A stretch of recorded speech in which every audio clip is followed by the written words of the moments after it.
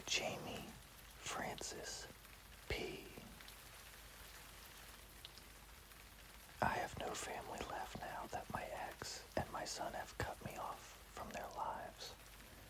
So here I am sharing what will likely be my last words with strangers. Please excuse any typos.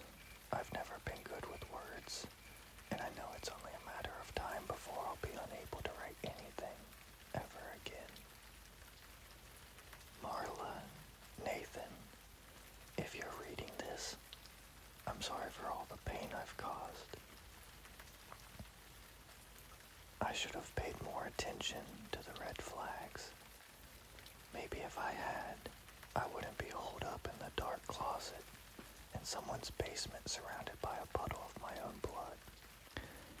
He had looked so nervous when he showed up, unannounced, introducing himself as Dave. He'd studied my house as we walked through to my office, as if trying to memorize each detail. What struck me about him, besides the odd smell that clung to his clothes, was how timid and soft-spoken he was.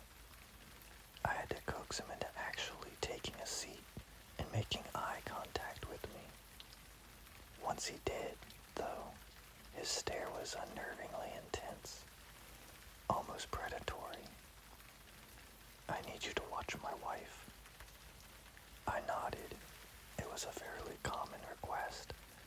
Finding out where the spouse, fiancé, or significant other was going during the day, what they were doing, and oftentimes with who. It isn't the most exciting type of job, but it typically pays fairly well, and usually ends up being safer than many I've taken over the years. After the recent accident, and with the new metal rod in my leg, I was all for something low-key. I laid out the terms of my employment, how much I charge an hour, all of that, as he nodded along, never once breaking eye contact. What's your wife's name? He stood up so abruptly that he knocked his chair over and leered at me, eyes narrowed. I tensed, putting my hands up. I thought he might come over the desk. He shuddered as if trying to shake himself out of it, and then sat back down. Sorry, he laughed nervously. Of course you wouldn't know that. We sat in silence for a moment. I considered sending him away, but I needed the money, and he'd offered to pay the full amount up front, in cash. The downside of the work that I do is that you tend to meet people at their worst. While they're desperate, afraid, frustrated, I made a mental note to try and rent out my old space from before the accident. So in the very least, I wouldn't be having these types of meetings in my home. Where do you think she's going? I need you to watch her sleep. Now that gave me pause. Of everything I'd ever been asked to do, something about that made me more anxious. It was her request, he added, perhaps in response to the concern written on my face.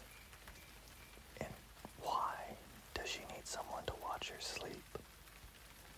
He smiled at me for the first time, a bit too widely. You'll see. I figured that at least she'd been the one to request that I be there, which, while still strange, felt less intrusive. At the time, I wasn't sure why he hired me to watch a sleeping woman at $100 an hour. When that night came, as I sat in my car, I felt my anxiety spike. I'd never done a job like this before in my life, and while strange, it seemed too good to be true. No crouching in bushes, sitting in a hot car for hours on end, but in the back of my mind I couldn't shake the image. The momentary crack in Dave's persona, the absolute abhorrence with which he looked at me. It all felt wrong. I told myself it was fine. I was just on edge after the accident and did my usual pre-driving ritual. Deep breath in, deep breath out. Wait, start the car. Their house looked like your run-of-the-mill colonial from the outside. Well-manicured lawn, cherry flowers, baby blue siding, a porch swing. The inside, well, the inside was a different story entirely. When Dave opened the door, cobwebs floated through the air from where they'd been disturbed, drifting through the pale moonlight. Dust coated nearly every surface I could see. I clutched my light coat to my body to keep from shivering after I stepped inside. It was a good 30 degrees colder than I kept my own house. The lights were dim, just barely bright enough for me to see where I was going. It wasn't the dust, or the dark, or the cold that fazed me though. It was the smell. From the moment I stepped over the threshold, it hit me. Faint, but immensely unpleasant, like meat gone bad. Christy is upstairs. The only parts of the house I'd seen so far that weren't in total disarray were the pictures plastered along the entry hall. They were all of Dave, with a striking blonde woman, his wife, Christy, I guessed. He looked so happy in them, a stark contrast to the waxen and grim-faced man I'd come to know. As I kept walking, I passed an end table with pictures of just her. Little trinkets were laid out, a woman's engagement ring, a lock of hair.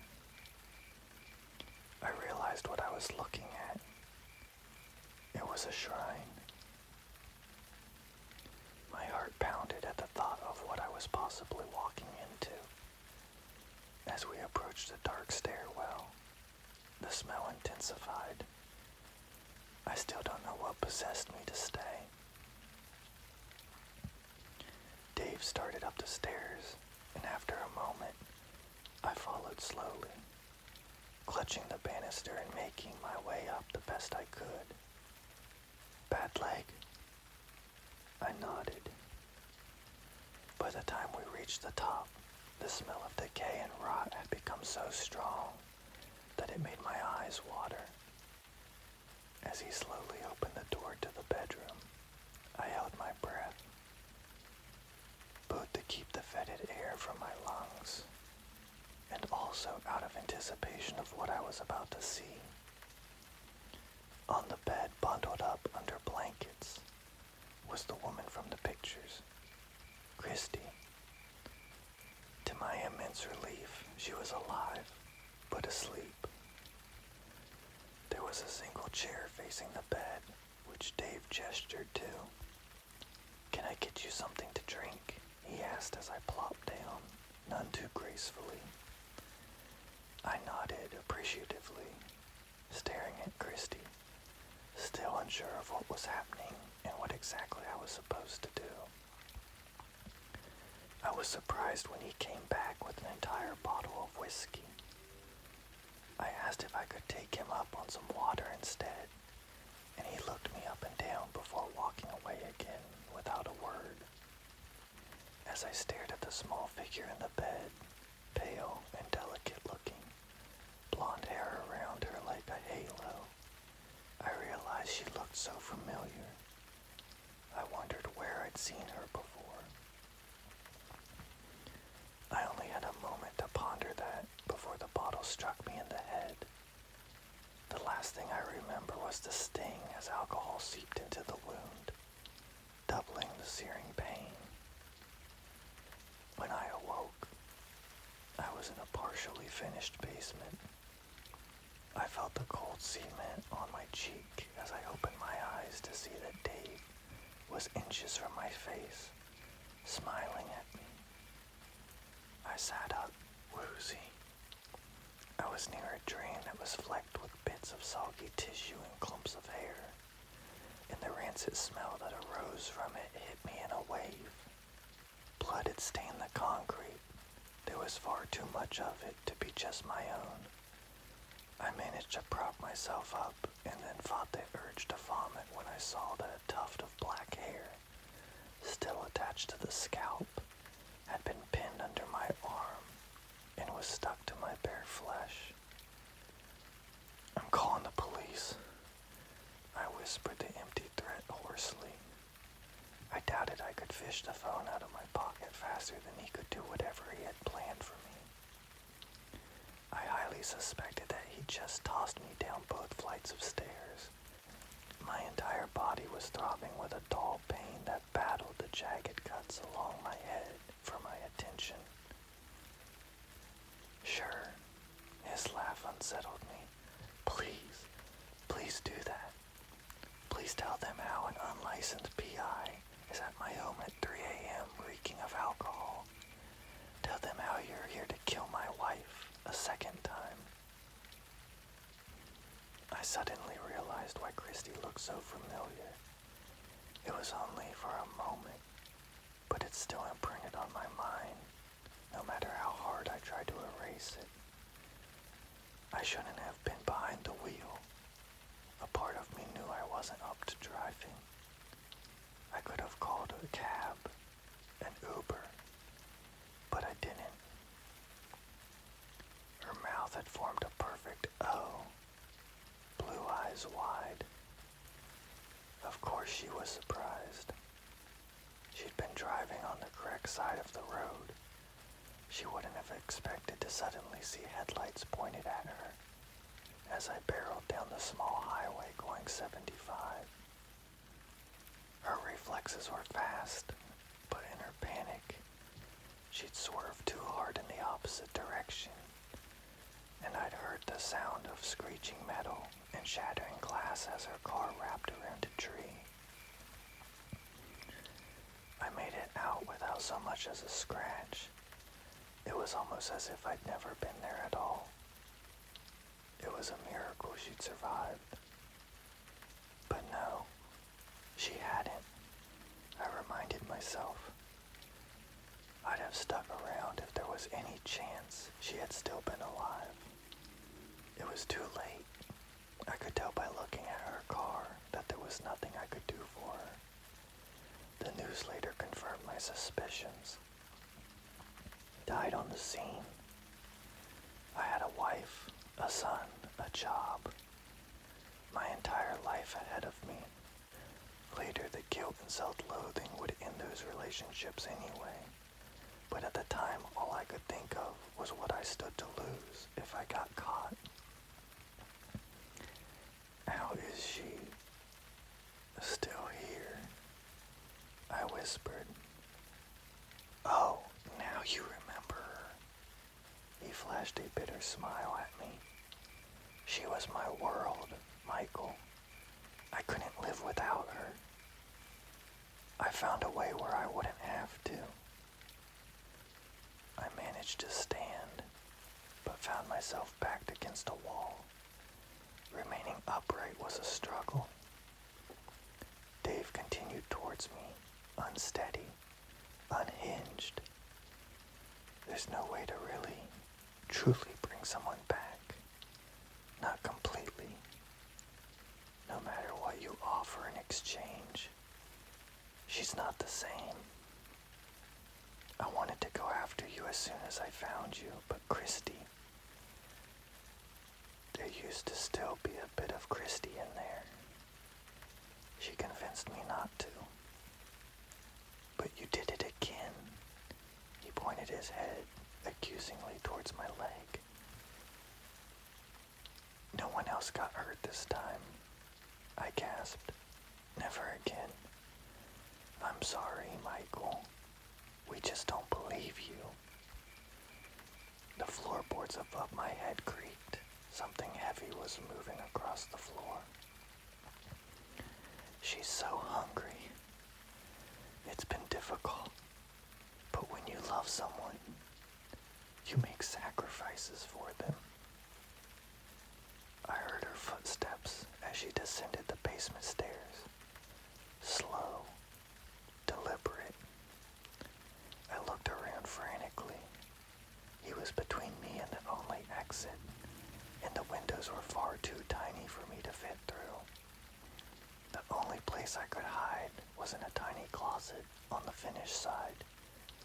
I slid along the wall in that direction as he followed. I've seen it a few times by now. It won't be fast.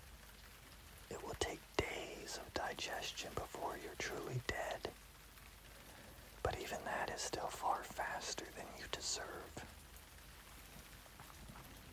She leaned forward and peeked her head down at me, grinning. Her blonde hair, a curtain through which her eyes glinted in the scant light. She moved unnaturally, and even in the shadows I could see that her skin seemed to be shifting, like whatever was in there was aching to come out. Dave was transfixed as she strode towards us. The look he gave her as she approached was one of sheer adoration, even as what should have been flesh and bone began unfurling to reveal a gaping maw. As she came close enough that I could see the hundreds of teeth ringing the now fully opened mouth, I swung at Dave blindly.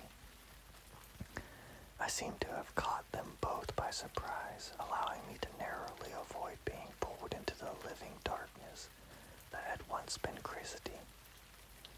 Instead, she only caught the lower half of my bad leg. The distinct feeling of flesh and bone dissolving away hit me instantaneously. She began to drag me backwards. I frantically clawed against the rough concrete floor, trying to pull myself towards the tiny closet. Nails shredded, fingertips bloody, when I heard a meaty-sounding rip and the resistance was finally gone. I tried to ignore the sound of the exposed bone and metal dragging on cement, tried to stay conscious despite the pain. I managed it just long enough to reach the small dark space and lock the door from the inside. That was hours ago. I don't know what to do. I can't run, but even if I could, there's no way I could get past them. I hear them on the other side. Every so often Dave will whisper to her softly. I have no doubt that a flimsy door and small piece of metal will be no problem for something like her, whatever she is. The bits and pieces I found of others unfortunate enough to have met their end in this same closet confirms that to me. I don't know when she will decide to come for the rest of me. All I can think about is how any moment now could be my last. I can't stop vividly picturing what my death will be like at her hands. This is not a plea for forgiveness. I do not deserve it. I just need to tell someone what happened to me. I need someone to know what I did. I have a feeling that soon, this and a few pieces of indigestible hair